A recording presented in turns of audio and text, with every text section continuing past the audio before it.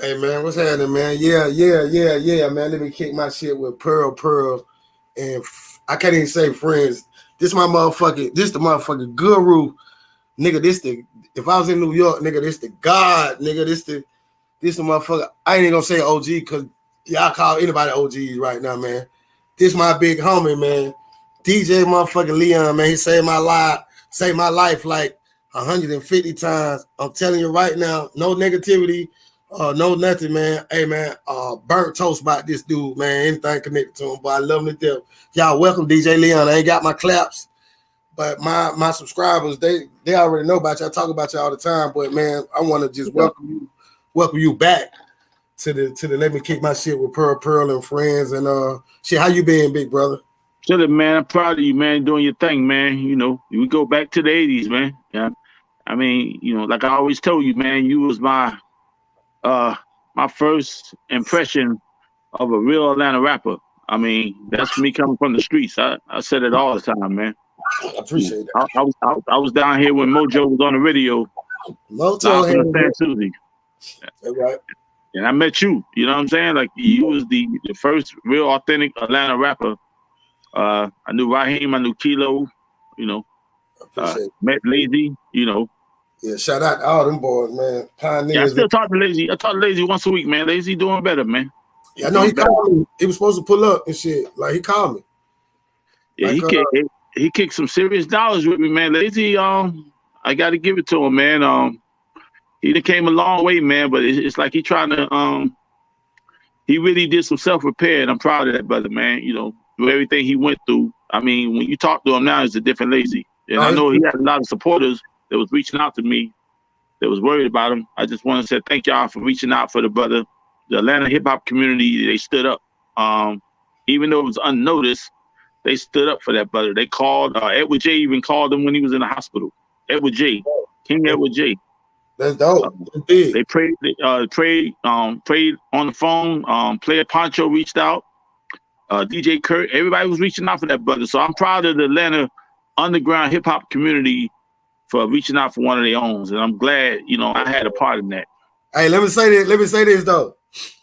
DjLeon came on my podcast and he challenged the whole Atlanta hip hop community, man, and y'all motherfuckers stood up, and that's what it's all about.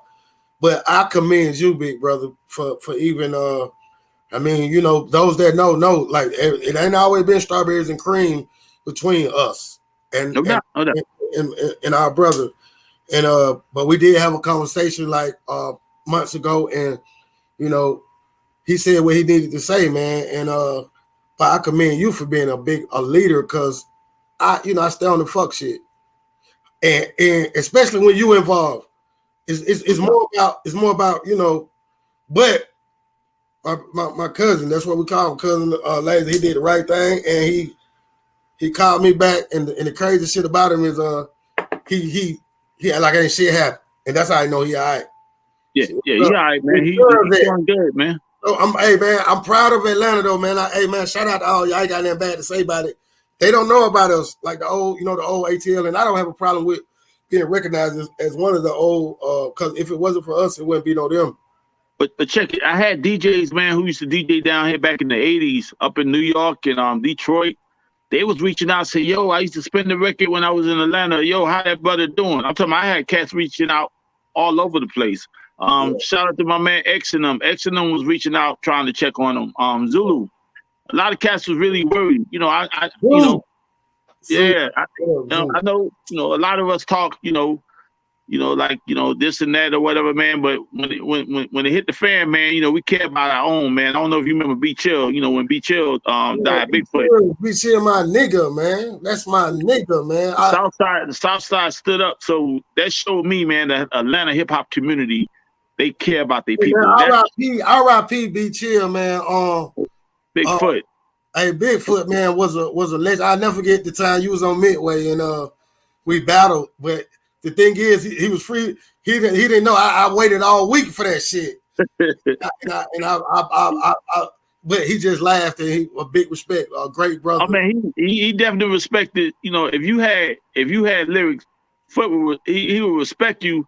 But I'm saying, if that cat, you you go to sleep at night, he'll be rapping, and you wake up for breakfast, he's still in there rapping. That nigga was different. And while I'm doing it, man, shout out to my sister, man. The first goddamn female hip hop street artist that I seen in my life, man. You know, Cappuccino, man, RP to knowledge, man. No doubt, man. No doubt, man. I still got her messages, man. I wanted to send it to you. Her last message, man. She was a soldier, man. Then when you brought her to see me, man, when I was going through my thing with Shaq, man, that was the dopest shit.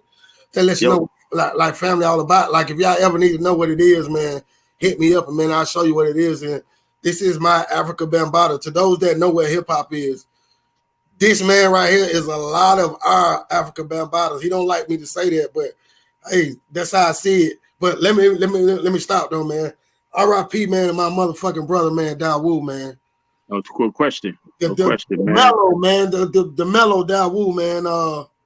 Lee, let me say this, man. It's weird, but let me say this. This is how I feel. Me and Dawood used to set trip about you.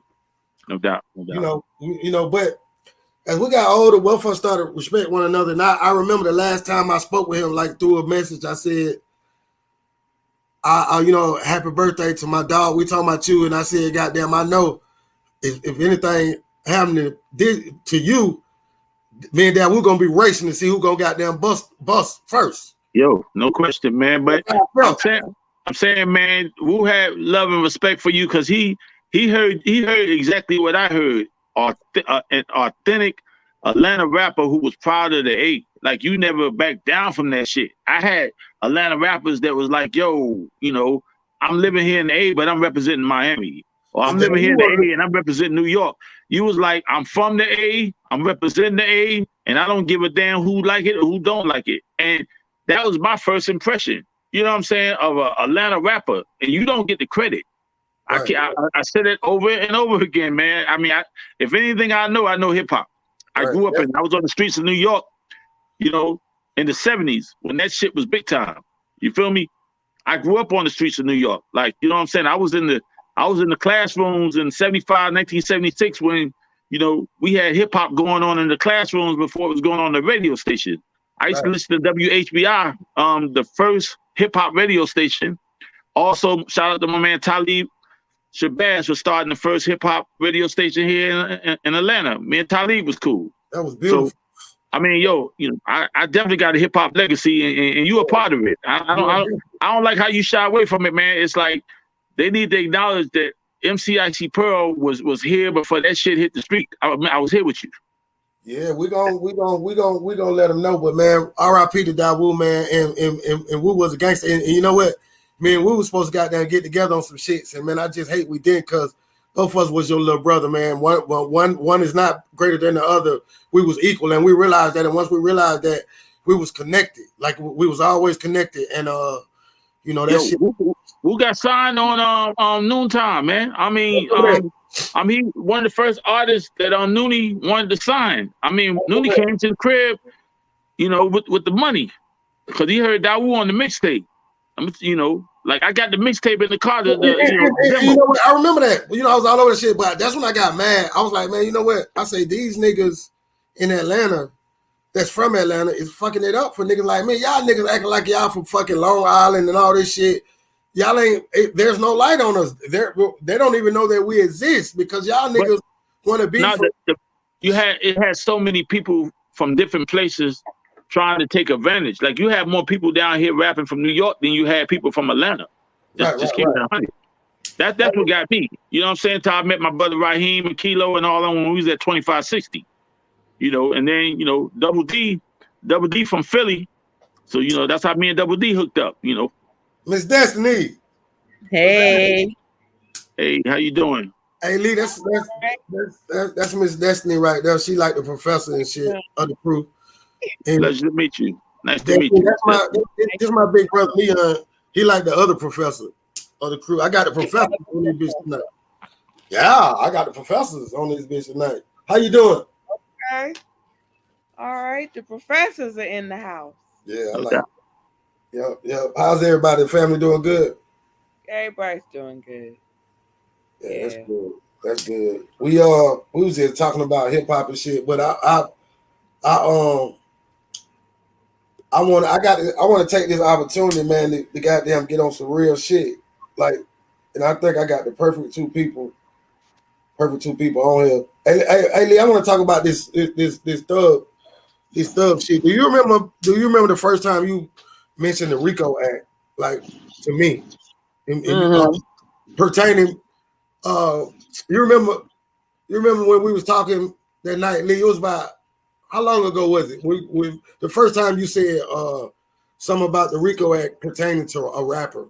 How long ago was that, bro? About 2015, 2014. Right. Because I connected it to, you know, like I said, I grew up with the Sopranos, so to speak, Jersey City, New Jersey. So I seen the same thing that they did to the mafia in Jersey that they was gonna do with our kids down here. And I had the headphones on with the parents on the dance floor. And the parents was on the dance floor like, yo, the beat is nice. I'm dancing, but I'm listening to the lyrics. And I'm connecting the dots about the propagation of black on black crime because I'm listening to these lyrics.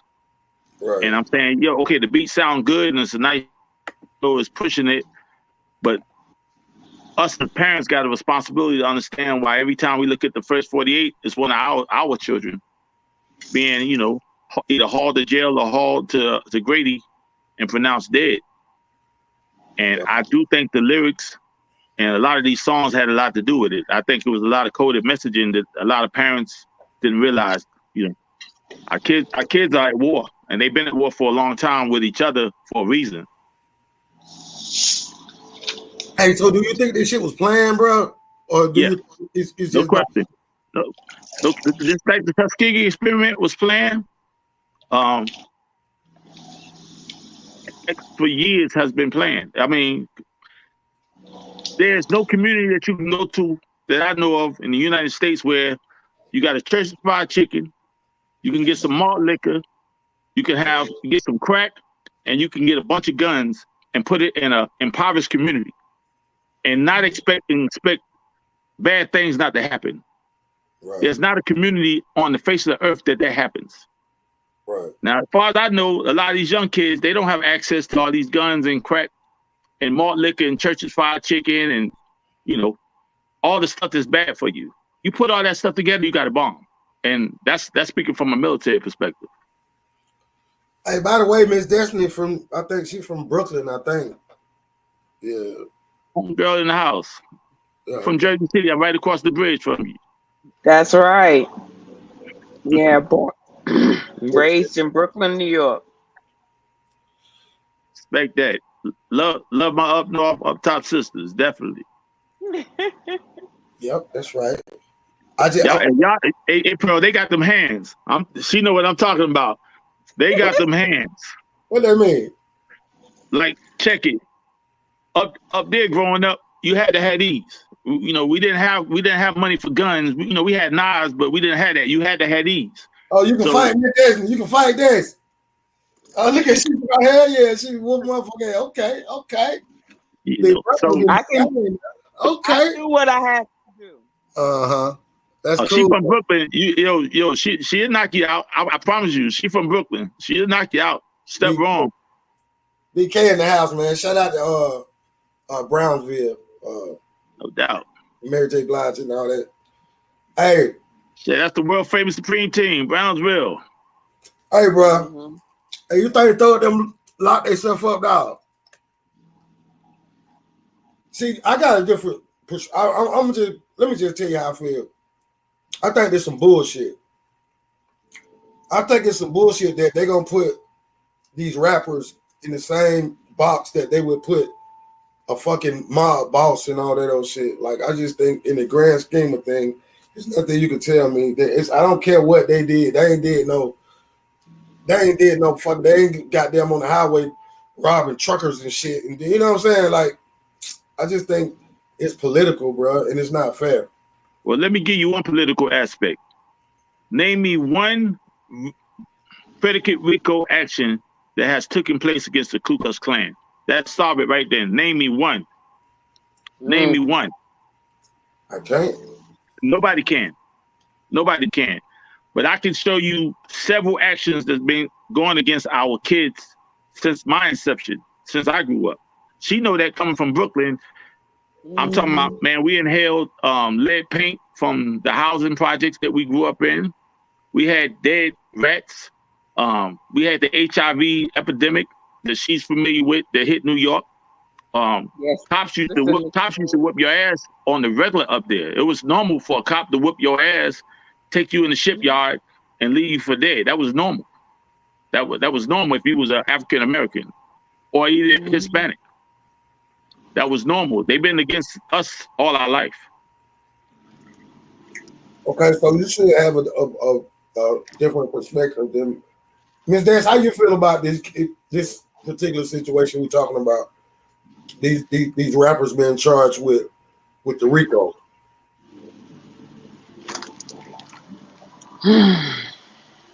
Right, I know. You know, I mean, they put it in their music. Okay. And it was just a matter of time before people started connecting dots and putting things together. Yeah, it's just a matter of time. Is that even legal though for them to use the songs, like the freedom of speech shit? Like what if fuck them, like them niggas? And I know, okay, I said the other night, them niggas who be making them movies, them white boys making them, and then this bitch gonna say, well, they don't go out shooting people and shit. I mean, she shut that shit down. That's true, but it's still the same thing. Like you shouldn't be able to put his lyrics and bring that shit in the courtroom. Like that shit is not. That don't feel right, man. I mean, it's yet to be determined the outcome. So first and foremost, that's true. These rappers are innocent under the presumption, until proven guilty. However, me and your conversation, like I said, back in 2015 as a DJ, I realized that a lot of the lyrics went beyond the hip hop that me and you grew up on. Like this wasn't Friends, how many, it wasn't Houdini, it wasn't Will Smith. This wasn't Rakim. This was different because I'm listening to it as a DJ. And the lyrics was obviously coded messaging of what's going on in the streets. And then there also was an increase in violence during that time from 2015 to now, as far as a lot of these rappers. But could you really connect the violence to the hip hop? Well, I mean, RICO is one of those things. Like if they charge you with it, it's easy to prove. That's why they employed RICO against the mafia. It was, they didn't have that burden of proof shifted to the defense with the mafia when they employed RICO. Hold on, Miss Destiny. What he just said. How the hell can that be legal?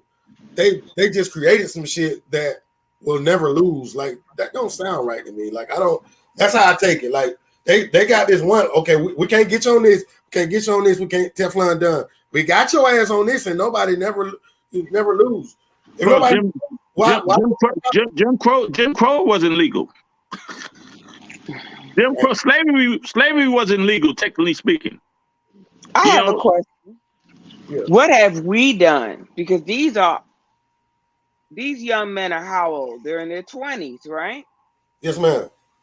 So these are our generation, our children's generation. Right. So what have we, as our generation, instilled in the next? Why are they so angry? Because I feel like the kids today are either angry, anxious, or depressed. Lee, you want to go first? I mean, like I said, the components that exist in the communities that our kids are raised up in versus what me and you was raised up in. Mm-hmm. The marijuana is stronger. We didn't have marijuana like that growing up. The drugs are different and stronger. They're more chemically laced, and they're being produced by some 14-year-old in his basement. These are the drugs. The music is exacerbating the instinct of a lot of these kids without the parents having proper supervision. Like when we listened to the Sugar Hill Gang, we didn't need our parents to say, we don't want you to listen to that, because that was feel-good music. The music today is like, let me go shoot his head off, or let me go sell these drugs, or let me go blow up, That's in the music, but it's coded now. All right, but so our parents complained about our music being too sexual. Well, they complained about James Brown. James Brown is the author of hip hop. So I'm just saying, when our parents complained, it was like, we had more parental supervision growing up. Like when you walked, by the time you got home, you had every neighbor that made sure that you was going to do the right thing. So I don't think it was complaining. I just think we had greater supervision back then, and we had greater mentorship. You're not going to go down the street and do something wrong without me picking up the phone and calling your mama.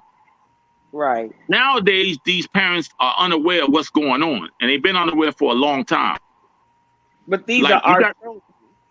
You got to think, why is there such a great increase in heart disease in women? I think heart disease is the #1 killer in women between 25 and 51. But you got Church's Fried Chicken in all these impoverished communities. You got malt liquor in all these impoverished communities. You got a Chinese place in all these impoverished communities. There's no health education in school as far as what to eat. There's no education as far as the criminal justice in our school systems. We didn't need that. We didn't need that. But nowadays, while we sleeping at night, after we done did the wobble at the club, while we sleeping, they got the legislators downtown trying to write laws to incarcerate our kids. So when we wake up the next morning, the kids don't realize, damn, it's a law against me walking down the street with my pants hanging down. It's a felony. Nobody told the parents, and the parents are unaware because we just been doing the wobble. We just been doing Step in the Name of Love. We worry about our 501c while our kids are being incarcerated. It's the same thing that happened in the 80s when they try to empower the black woman, and let's go against the black man for having an afro. Let's cut the head off the snake. They wanted to degrade the black family, and that's what they've been doing. They've been successful at doing it. And these are our kids. How come so many of our kids are on the first 48? Oh, Lee. What you say, this? What you say? When are we going to fix it? I mean, we're past the point of finger pointing. Yeah, we're at the age of action. No longer, we're in our late 40s, 50s. No more can we say our parents. No longer can we say society. We are society. It's easy though. We are voters. We are the legislature. We are the constituents now. It's not our parents. Our parents are getting Social Security if they're still with us. Right. So this is up to us now. Here's the Our thing. generation to step up and say this is some bullshit. Right. And it's time that it stops.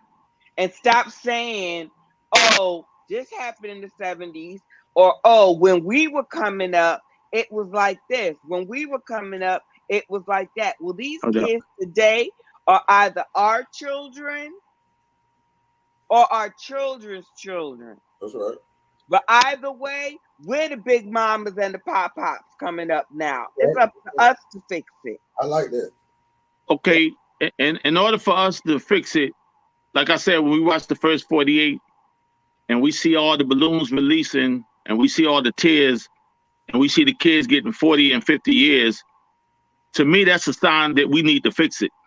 Every first 48 episode, every time we watch Channel 5 News and we got this 18-year-old that have been murdered, or we got all these school shootings going on in the world, it's our time to fix it.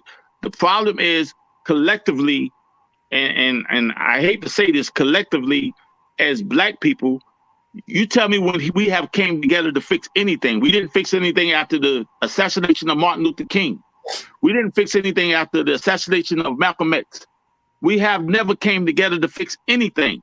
I'm telling you, you go into an impoverished community, you don't think something wrong when there's a Church's Chicken in this community and there's a health food store in the white community. It's time to fix it. I'm ringing the alarm. I'm saying, yo, let's get together. Okay, our politicians are not running on that structure.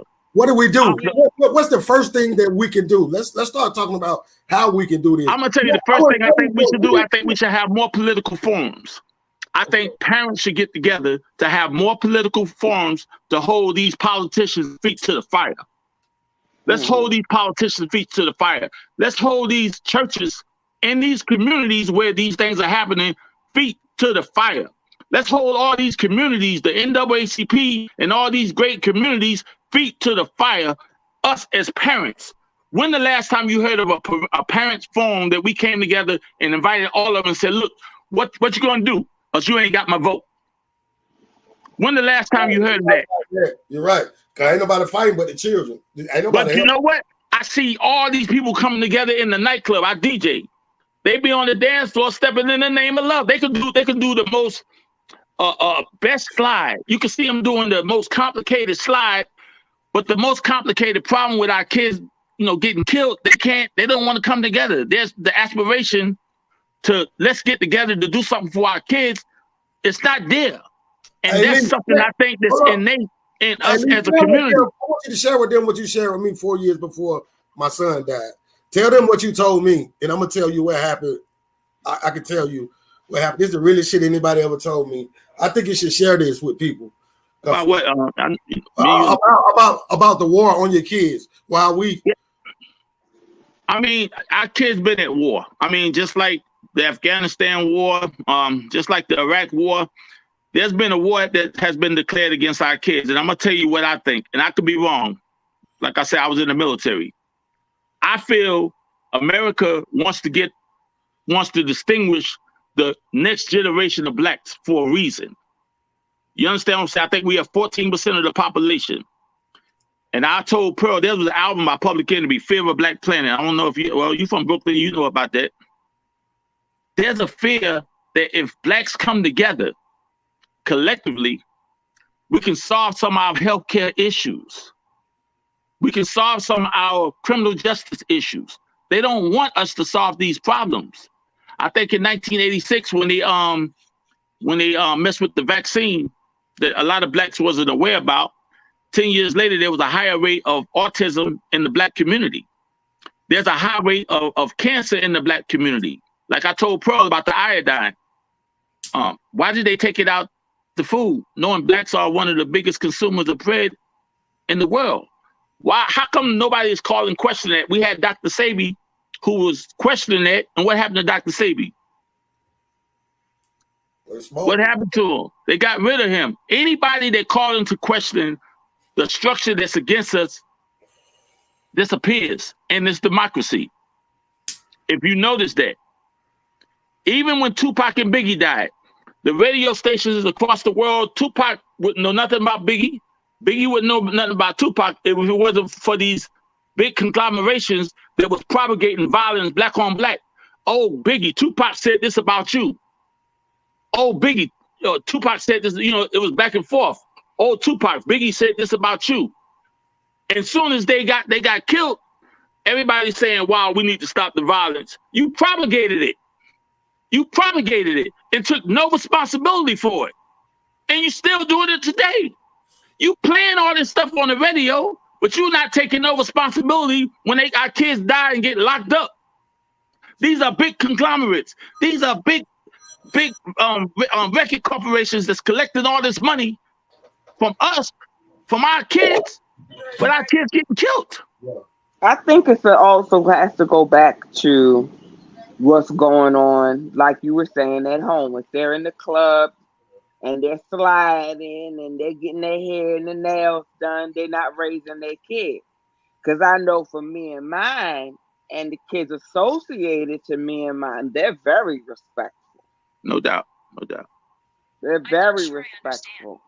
Even the kids I mentored in my work, in my professional life, as well as in my advocacy work and community work, I teach them you have to have some degree of respect for yourself. No doubt. Not just for the adults in your environment. Have some respect for yourself. Your vocabulary should not include only 4-letter words. You don't go to school to learn 4-letter words. No question. Totally agree with you on that. You go to school to learn 4-syllable words. No question. Totally agree with you. And I don't mean to generalize, because we do got a lot of people that are adamant about what's going on. We do. I live in Baltimore, by the way, so you don't have to tell me about violence. No doubt. And I'm saying, like I say, you from Brooklyn. I grew up in Jersey City. We grew up in the world of violence. Mm-hmm. I seen violence on all scales. Also in the military. I mean, I was taught to be violent. To be honest with you, the first thing I learned in basic training was, how to take apart an M16. And I'm coming straight from the ghetto. I understand, but like you said, we had people growing up. I think back in the 70s and the 80s that mentored us a lot more so than now. I had people used to snatch me by the collar and said, look, little Leon, you're not going to do this. I'm going to call your mother. And by the time I got home, I done had 3 whoopings. And then when my mom and daddy got to me, I had 2 more coming. Yeah, so then we turned around. Our generation turned around and said, no, that was wrong. Well, I mean, I think it was the structure, like I said, they were saying, they didn't like the fact of how we was raising our kids. You can't touch your kid. You can't talk to your kid like that. And we know what worked for us in our households, in our black households. Unfortunately, there's a different dichotomy with the black family versus the white family. Nothing against, but there's something different. So we know what was going on early on. We've seen a lot of the stuff coming on, early on. It has drastically changed. And I think the music has played a part. Not knocking these kids out here who's making music, because these kids, instead of making music, they could be robbing and stealing. They could be doing anything, but these kids in the studio, we need to applaud them. But at the same time, we need to understand that the structure has set them up.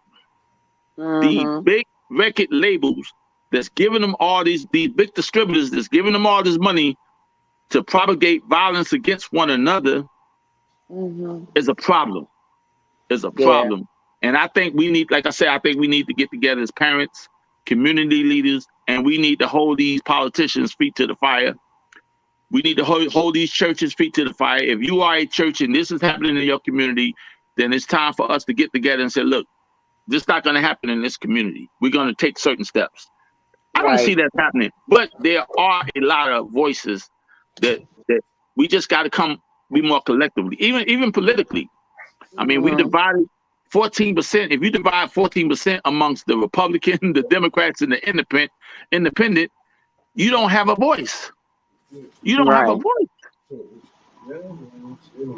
So, I mean, I'm not saying on a grand scale that it's all about political, but I'm saying when you look at the streets and you look at where we came from and how we was raised, we was raised a lot different. We was raised with a little bit more respect, a lot more morals. You could do your music, but what we said in our music growing up, we wasn't doing it. We was bragging about stuff, but we wasn't doing it.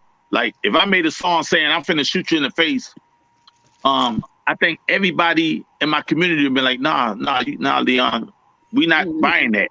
We're not dancing to that. We're not allowing that to be played on the radio. We're pushing that back because this is some other young kids might hear it and they might actually do it. There's no pushback against a lot of this stuff. And a lot of parents don't realize that there's an underbelly of music that's going on. Our generation, we dealt with Band in the USA with Luke. You remember that? Yeah. Yeah, that shit was powerful. Yeah. That was when that and NWA. Yeah. That's when Dolores Tucker. What's that? Yeah, you're right. That started the whole gangster rap and the First Amendment and the right to free speech in music and in hip hop. And it's like we have to take somebody's got to take some responsibility so that we can go forward. Right. Yeah, I just think it should be a collective responsibility. If you can name one person that you think can make a move on this type of movement, who would it be, Miss Destiny? Who can make a move? One person? It can never be one person. No, you say somebody got to take a stand. Like if one person to come out and speak on this, because a lot of times I think like even our celebrities, they just do a little bit. They try to play it, on both sides because they, they're getting the money. They know they got it. Like, look, I'm saying like somebody like Denzel Washington, somebody be like, you know what? Fuck this shit. I think that's the type of person that got to do it. Somebody like that. Otherwise, you know what I mean, to get this shit moving, like for real, and it has to be structured and shit. But I just feel like if people like home, like bro, and I'm like you, Miss Destiny, you do it.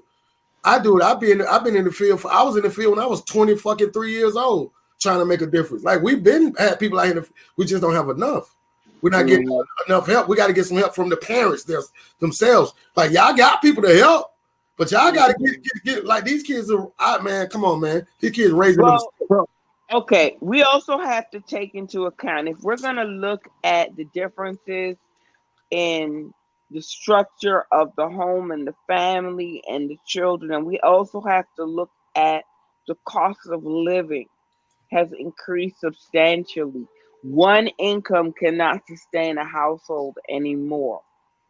You know, even when Big Mama and them had 2 jobs, it still was barely enough. It's not enough now to make ends meet.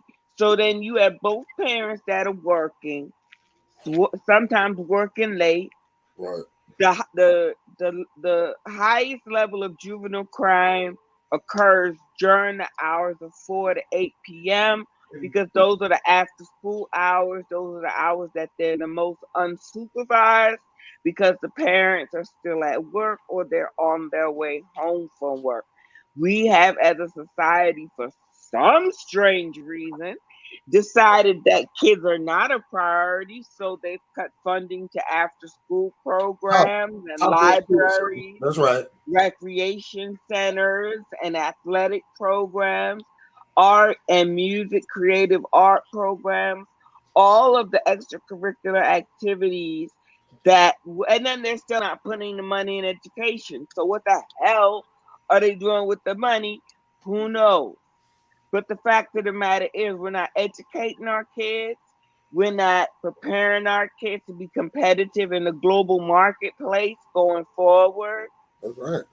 We are, I really don't understand what we're trying to accomplish at this point.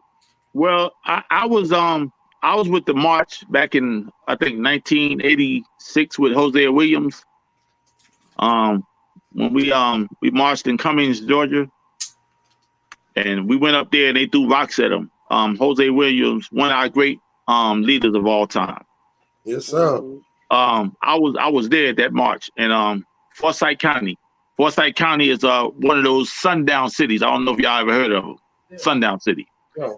Sundown City is where blacks are not allowed to be on the street after the sunset. Sunset. Yeah. So Hosea Williams went to Forsyth County, said, I'm finna change this. And we marched up there. And they threw rocks at him.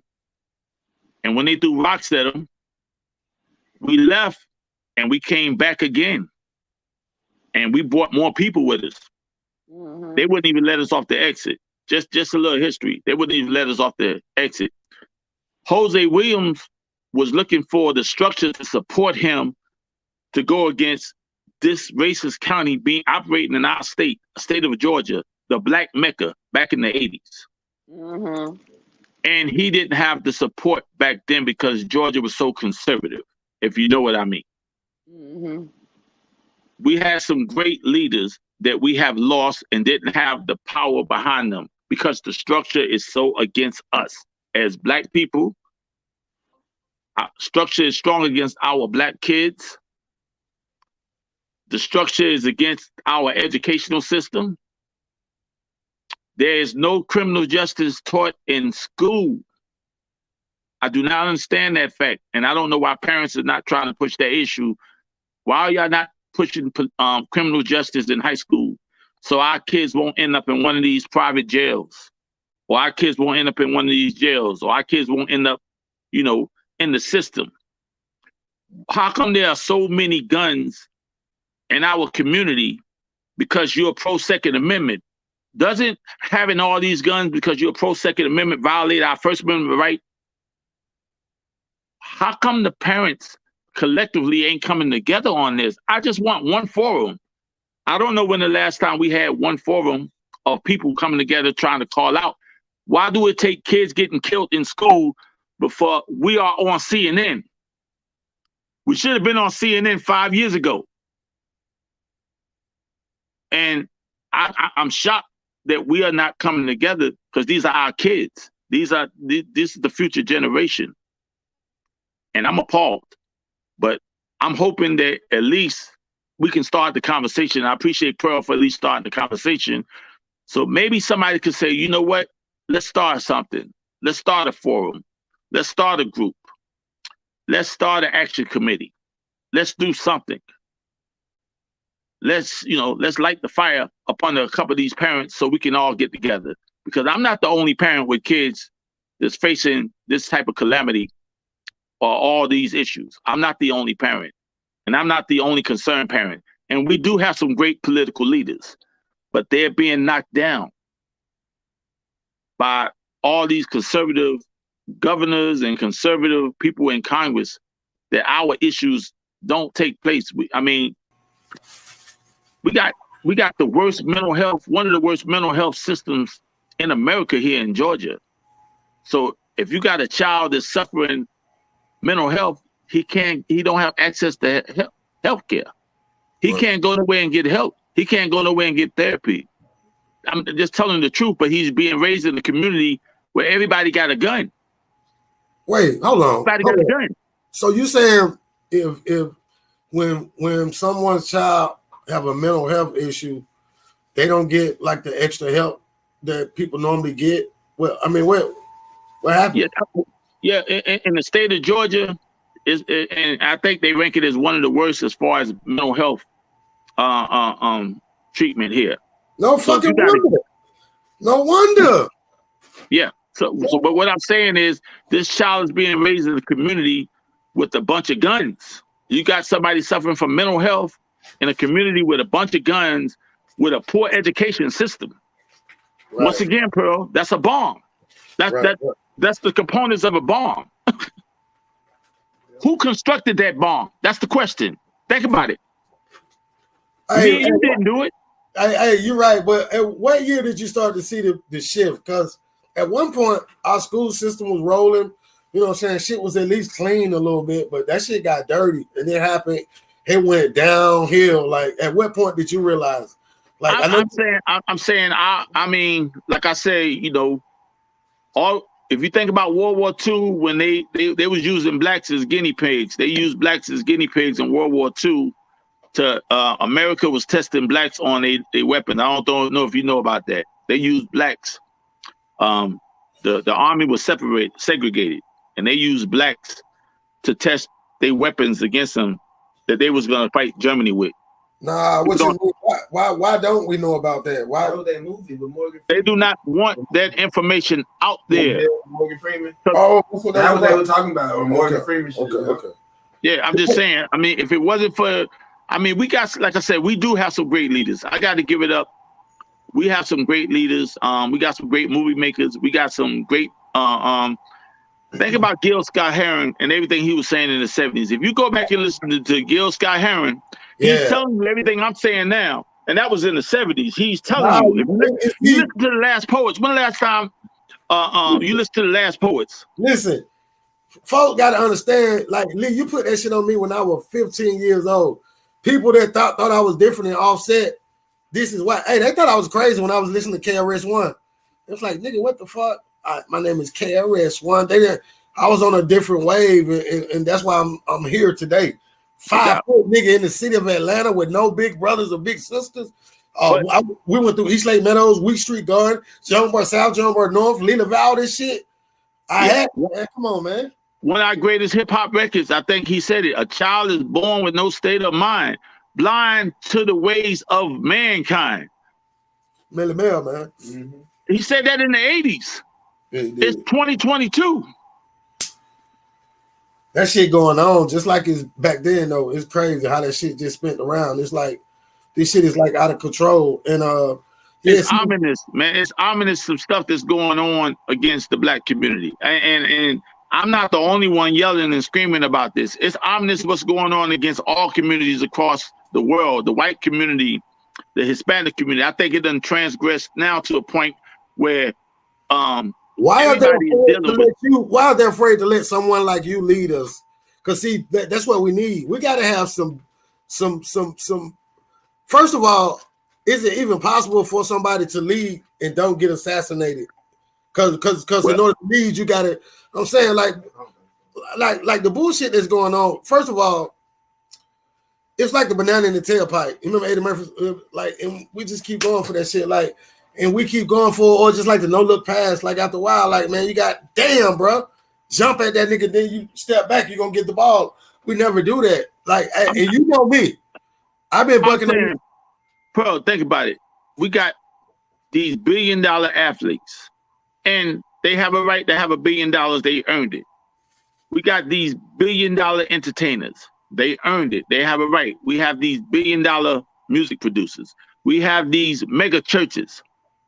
We have enough currency collectively and political will to change it a little bit. We can change something, like you said, like the young lady mentioned, and I applaud her for that. What happened to the fact when I get out of school, I can't go to a recreation center, play basketball, read a book, get some mentorship, instead of being out here on the streets? Out of everything to kill, out of every fucking situation to cut back with or on, you choose the fucking children. You motherfuckers are menace to society. My ass.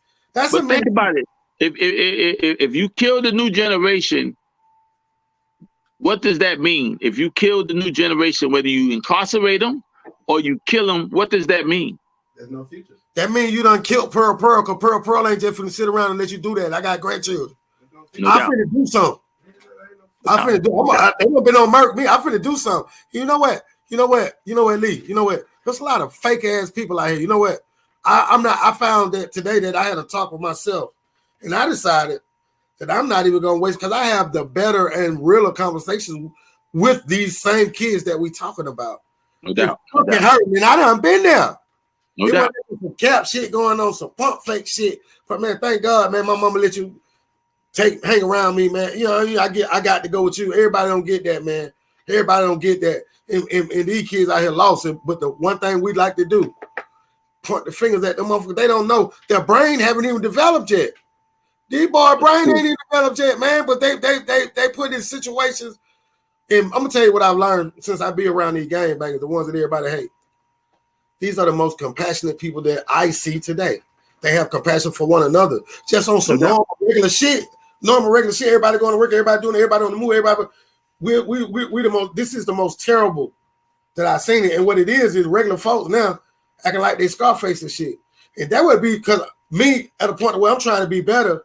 And here it is, a goofy motherfucker trying to play with, like, you know what I'm saying? I'd be ready to choke the fuck out, but I can't play myself. But I'm just saying, y'all goofy motherfucker. That's why sometimes I walk in the bed, I'm like, damn, what's up, Scarface? Like, everybody mad? Y'all some tough motherfuckers. You know what I'm saying? Like, y'all, they went to, in what they doing, though, these children out here, they fucking lie. I'm serious now. I ain't playing no more. No doubt, no doubt. Hey, I don't know how I'm gonna laugh and joke with you if you'll get the joke. I'm tired of dropping my ears on my phone, motherfucker who don't get it anyway. They just they judge people by things. And that's what I really want to talk about how people judge. I want to run this by you while I'm hot, big brother. Listen, let me ask you something. How smart is this? You got a Christian motherfucker dragging you, but they say they're helping you. Well, they did not. Let me finish. But then as soon as it's all love, this is the love. And then as soon as you walk out the motherfucking door, they get on the phone, goddamn animate them, and they dragging you some more, and they go to judging and shit. So what I want to ask you is, how can you be a devout Christian, but within 2 minutes, you're going to do the one thing that I know about this Bible? That's the only thing I know. And I know you're not supposed to judge another person. How can that be? How can these people brain work like that? And they think that I'm supposed to take their advice. Check this out. You know Uncle G, you George, right? Yeah. He had one of the most powerful lines I think I ever heard from a rapper. That's a dope nigga. When he put the balance of the universe is right versus wrong. I don't know if you ever heard him saying that line. He got a song called Gunslinger. But in the song, he's talking about exposing the gunslinger and how did they become a gunslinger. He's exposing them. You got to hear this song. It's one of the most powerful songs I've ever heard in hip hop. I'm just being honest with you that nobody ever heard. I'm not going to knock the churches or ideology because that balance is there. They do enough positive stuff for me to accept the bad things that people might throw at them. You understand what I'm saying? I would rather my daughter, she goes to a church, Edgefield, and they have done wonderful things for her. Not saying I might question some of the ideology of the Christian faith or the Muslim faith or whatever. I've seen firsthand how these churches have done great things. Okay, I've seen parents that has intervened in situations. I'm not the only parent yelling and screaming.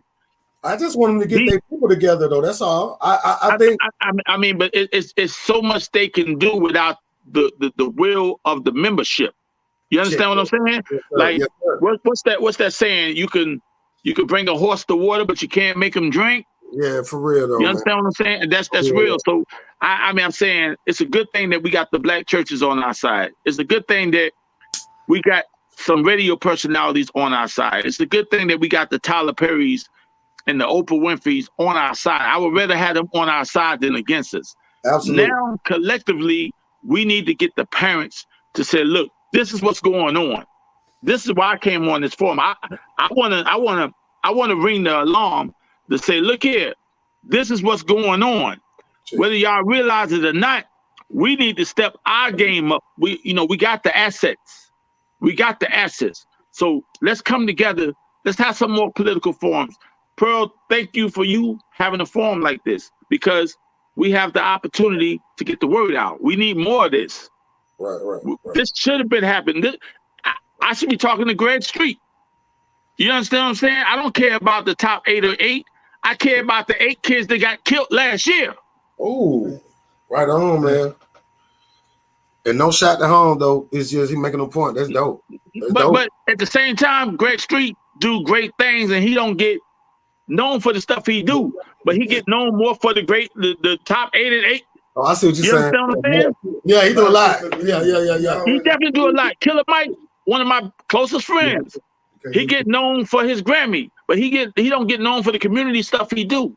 You know, collectively as parents and the people in the community, we got to come together. Once we come together, they'll come behind us. They'll come with us. But they're not going to come with us if we sitting in the club doing it, let you slide. I don't blame them. Like, I'm trying to help y'all out, and y'all going to the club, and y'all riding down the street, and y'all sitting up there paying these major corporations that are incarcerating your kids, these private prisons. Why are you putting $1 in these private prisons that are incarcerating our kids with these mandatory minimum sentences? That goes directly against us. We get 30 years where somebody else might get 10 years for the same damn crime. Hey, I'm not making nothing up. Yeah, I'm not making nothing up. You can't tell me that's not a problem. That's fucked up.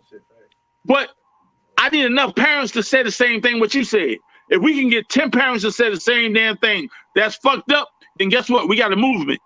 All right, let's do it, y'all. Hey, y'all, let's get this shit together. And get what? If I hear one more motherfucker say they took their child to the juvenile, hey, listen, man, deal with your motherfucking child, man. Don't give them to them folk. Don't give them to that system. They're gonna put the medicine on them.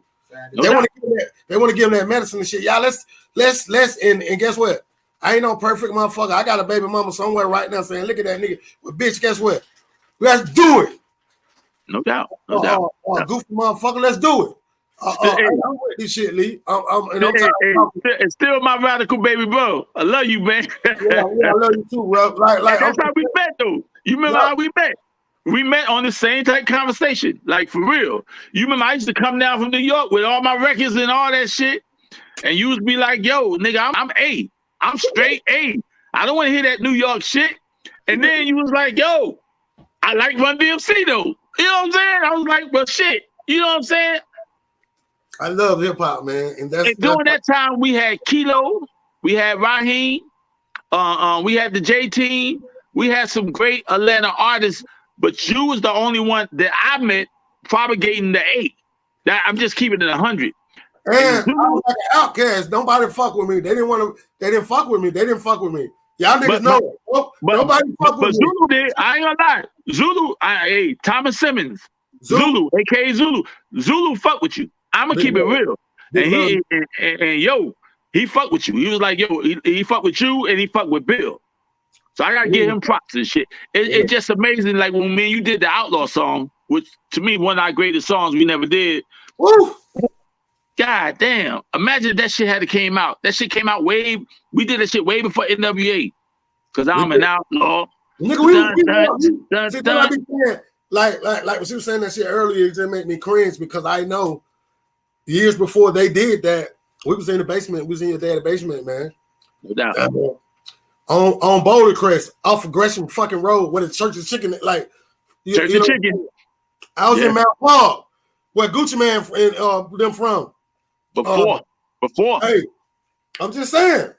Thomasville. We was in Thomasville, East Lake Meadows. All that shit, all everywhere, like all over the city. So it wasn't like no, like for real though. And so you're right. I just be sitting back being quiet, but get what? I got a plan. But I want y'all parents next Monday night. I'm gonna come on here. I'm gonna open this bitch up. We're gonna go live. We gotta sit down and have a conversation, and we're gonna start an organization that night to where we can do something. We gotta do.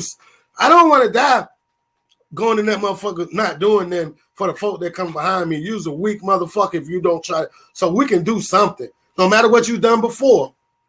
I'm talking about right now. Here's one of my ideas, bro. Let's have an organization of parents where we can come together, right? Check this out. This is one of my ideas where we come together and we have lawyers and we have pastors and we have political leaders come and speak directly to the parents of these kids and let them know directly what they need to do to get out in front of the child before he end up in the system or dead. Don't wait until you cut on the first 48 and say, damn, release the balloon. I should have, would have, could have. We got an opportunity right now to do something. Let's see how many parents are going to take the bait and say, okay, you're right. In a few minutes. And you know what? My big brother, all y'all got to do is show up. My big brother can get them to come. Oh, man, this shit deep. Like, this shit deep. And see, and what y'all need to do is stop judging the book by its cover shit. Don't go for the pump faking shit. Hey, and guess what? I'm vigilant about this. If you can laugh at one of my jokes, you can come and fuck with this, man. We need 10 parents. That's all. No doubt. And I'm coming to get y'all. I'm finna come in your inbox. And we finna do this shit. And whoever gonna come with us. And if you can't come or you still want to sit on the side, goddamn it. And we're gonna do it for you and your child. But you the one gotta look at yourself in the mirror. You gotta look at them little babies and shit. And to me, just personally, like, y'all, if you know me, you know how I feel about you. Man, woman, or child. You know what I'm saying? And check it. Like I said, man, shout out to Talib Shabazz and Jazz and all the legends of Atlanta hip hop that made Atlanta what it is. I'm just saying, Spearhead X, the Black Rabbi. Shout out to MC Shadi, man. Shout out to all the people that paved the way. I'm just keeping it 100, man. Shout out to all the Atlanta rappers that came together in support of Lazy Rock. Lazy Rock. Yo, you know, shout out to all the people that supported me in my career. You know, everything I did with hip hop. You know, shout out to my man Killer Mike. Killer Mike was me and Killer Mike used to debate all night long. They used to call him Skunk. They used to call him Skunk of the Slumlords. Me and him used to debate all night long. All night long. And that shit used to be deep. At the end of the day. Make no mistake about it. LSG game was the hardest shit that ever come through this bitch. I swear to God. Man for man, bar for bar, man. LSG game, man. Make no fucking mistake about it. And even in the next round mud, man, the shit that come behind us, man. I said Pearly G was the hardest. I said Pearly G was the hardest. LSG is Leon Spencer gang, though. You know, it's Pearly all G. Me, you, and Dawu, but Pearly G come up under that. Me, you, Dawu, Rocky D, all those Cappuccino, fucking Gabby G, fucking come on, man. Trey Love, Tammy was down with us. Trey Love, man, goddamn, come on, man. No doubt. And my cousin, Sweet Rocky D, Sweet Rocky D, Sweet Rocky D, all that shit. And get what? Atlanta State of Mind, man, streaming right now. I'm on goddamn. I just showed my daughter. I say, hey, baby, I'm 51. I'm on 42,000. She said, damn, Dad, you doing more than such. I said, yeah. I say, I'm like that. Hey, Go check the video out. It's on goddamn YouTube and all that shit. The video, go check Slurpee out. I said it's gonna be a Slurpee summer. Slurpee. Your body perfect while you ain't twerking type of shit. Go check that out. And I'll see y'all next Monday night here, man. My big brother gonna be here. Hopefully Mz Dessa come back with or without all, man. We gonna be here, man. And we gonna straight man. Hey, proud of you, man. You're putting out the album and the podcast, man. I'm proud, man. You know, you standing up, man. I appreciate that, fam. Yeah, it's all you. If it's me, it's you. You know it. Love, bro. We'll get together. Love, man. No doubt, man.